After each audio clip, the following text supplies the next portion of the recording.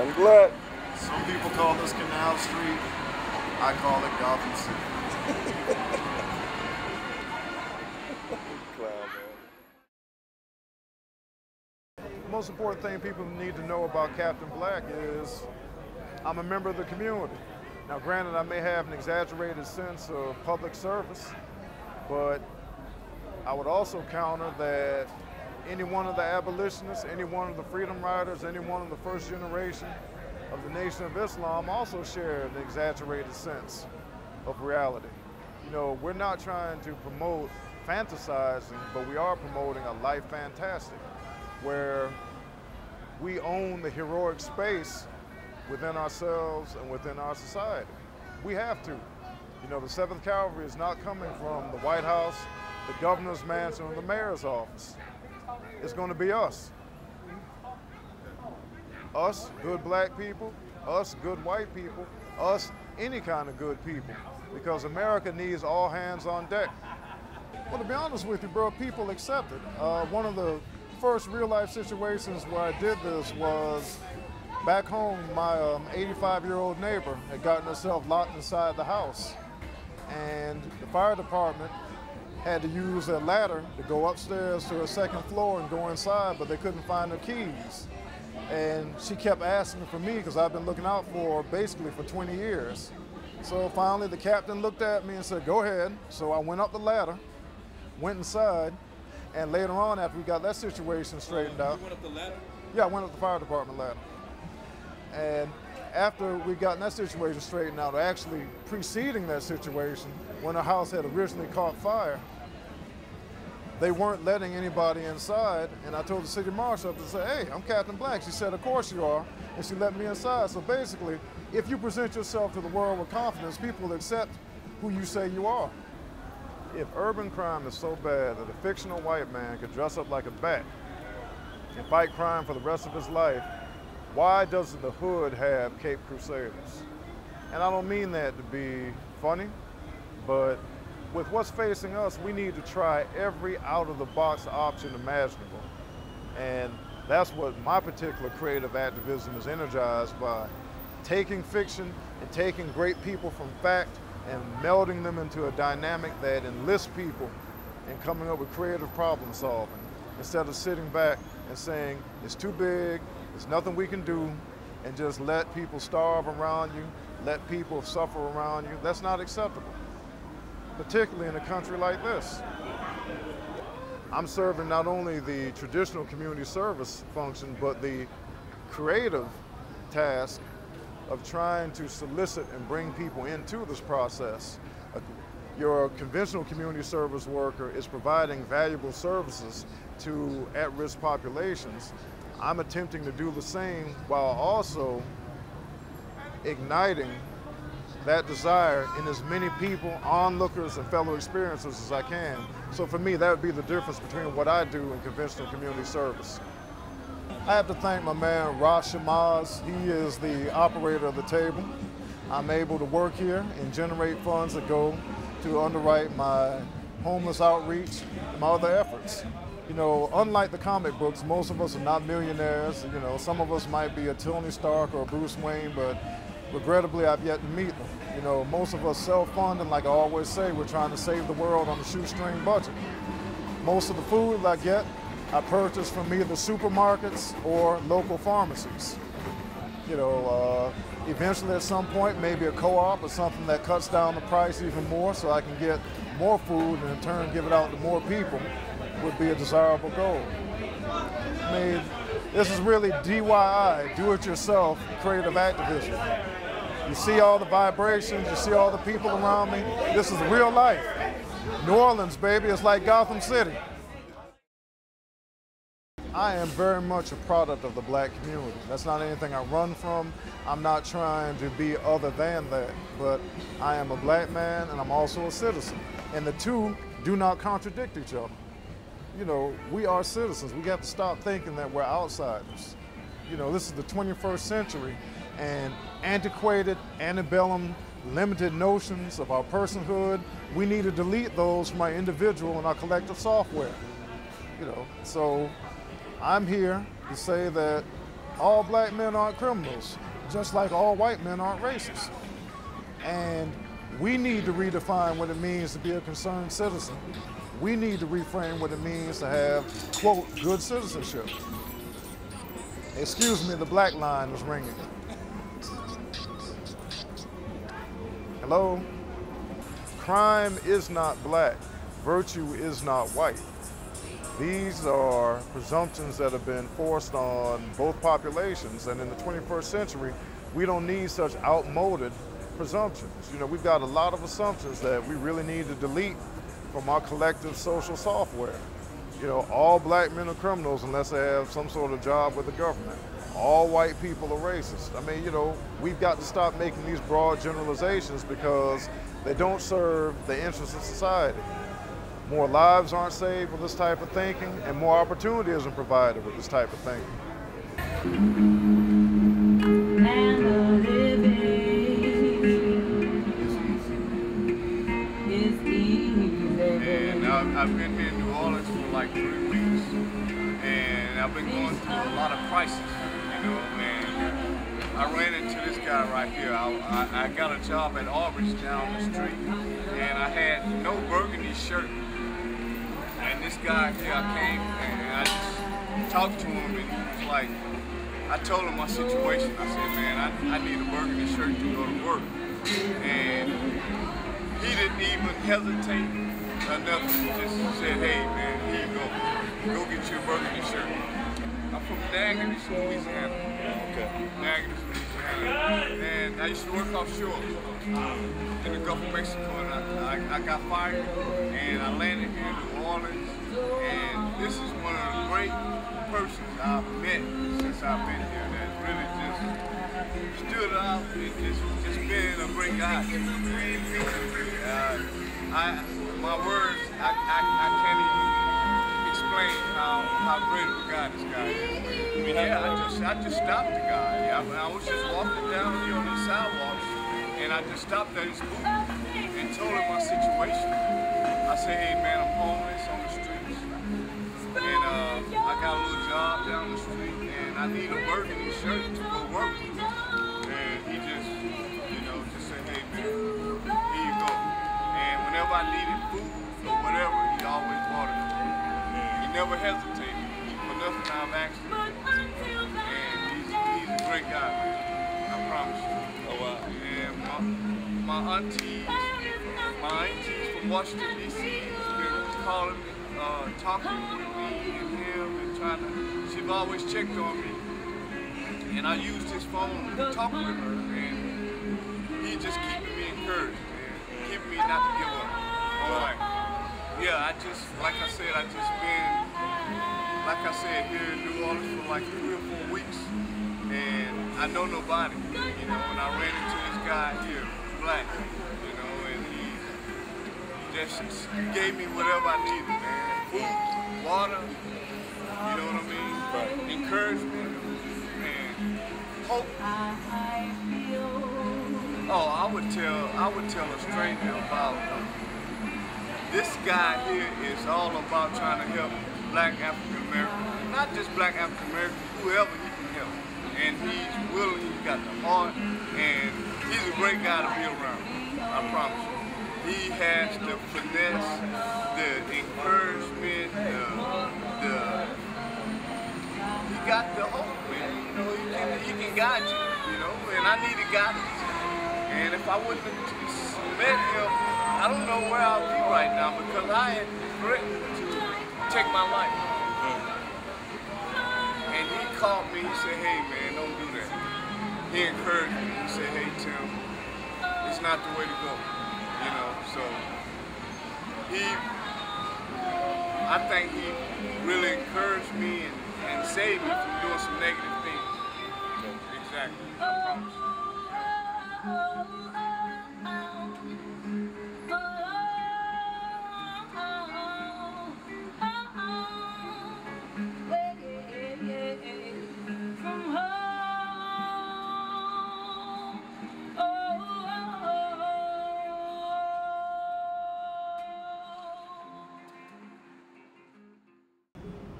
Do I have an alter ego? No. because I am so warped, I have to be Captain Black 24/7. You know, when I was looking at the role, I didn't want to disguise. I said, look, this is something I want to be identified with it, and do it 24/7. You know, Malcolm X didn't have an alter ego, Paul Robeson didn't have an alter ego, so I think, and this is not casting aspersions on people who do, but I think that there's something to be said for this level of approachability. Me and other members of the community can serve as ambassadors because we're not hiding our identities. Like, say, look, this is who I am, this is my name, this is my assumed name. You know, this is what I do. It creates greater opportunities for communication and coalition building. For me, Paul Robeson represents what a lot of the fictional characters would have been had they been real.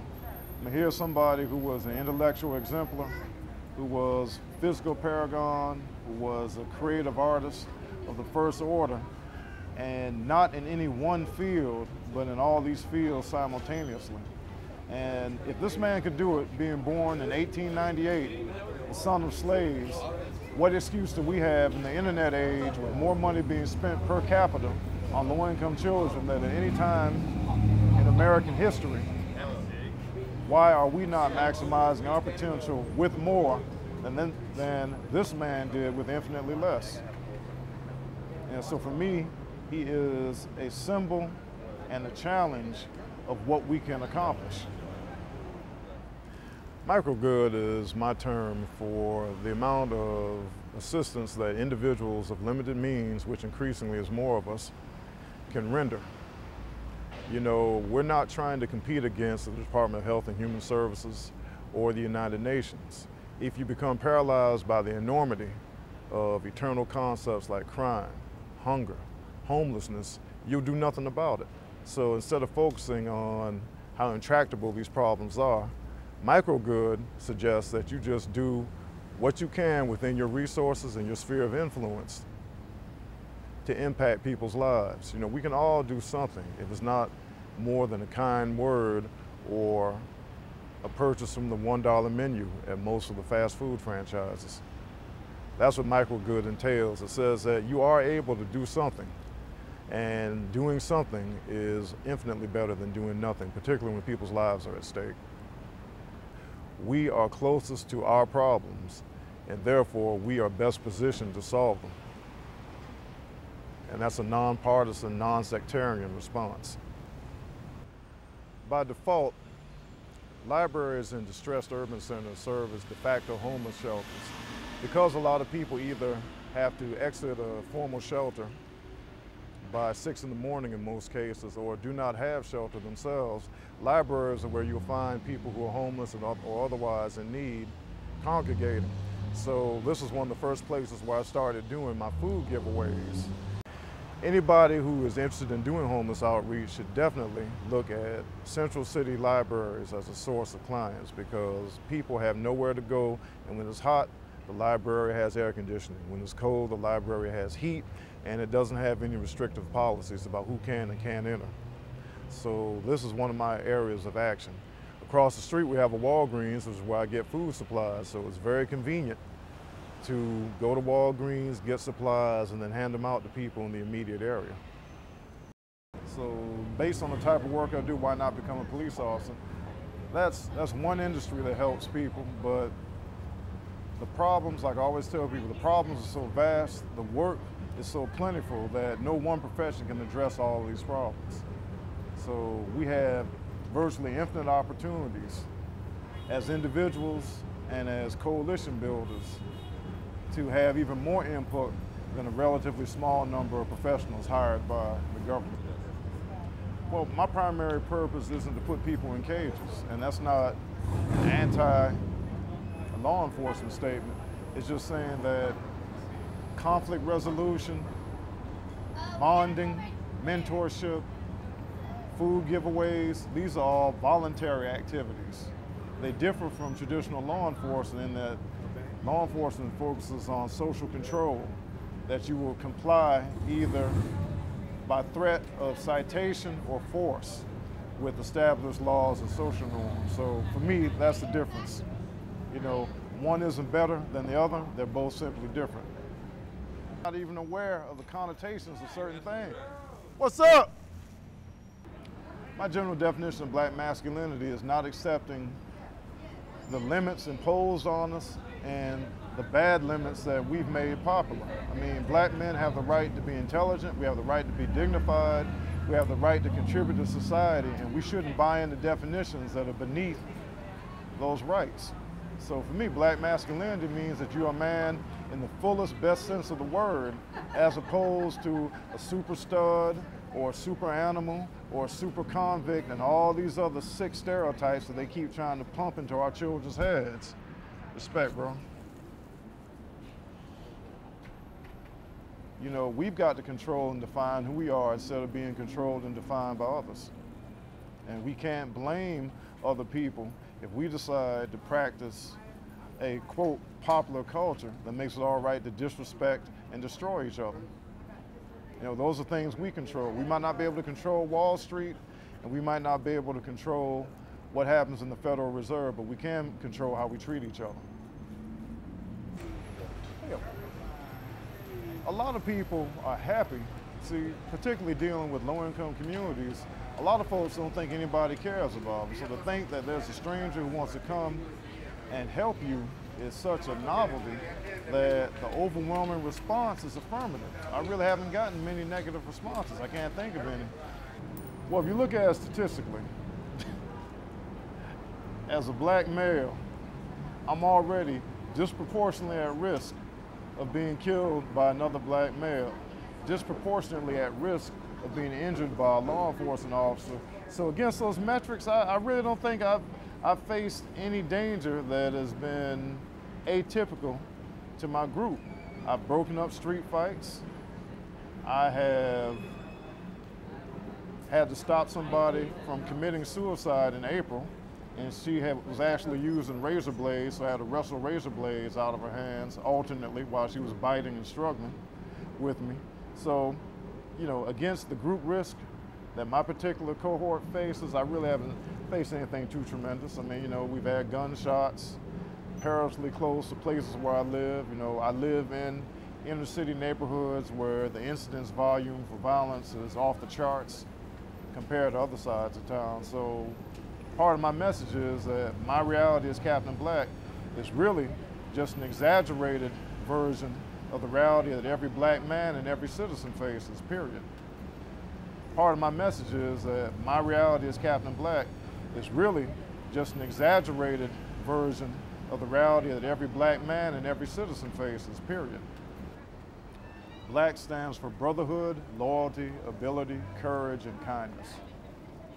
Back in Savannah, one white man who was trying to race bait me was saying, "Oh, well, you call yourself Captain Black, for God's sake."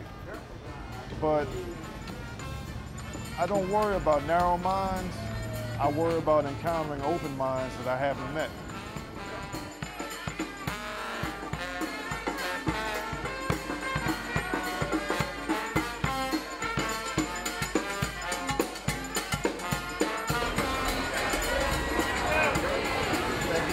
What I just did, that's called supporting our black entrepreneurs. There you go. Listen, I got a barbershop in the city called Crown of Glory. What's it called again?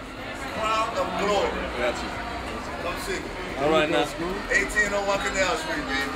1801 Canal.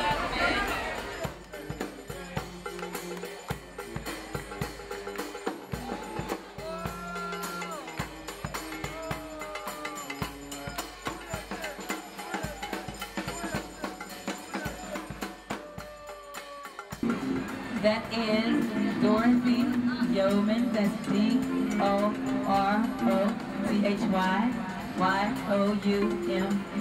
DorothyYoumans. That's Facebook. Where you from? Mississippi. What part? Poplarville, Mississippi. Pearl River County. Hearts Chapel. All right. My friends tell me. Thank you, sister. I'm so cool.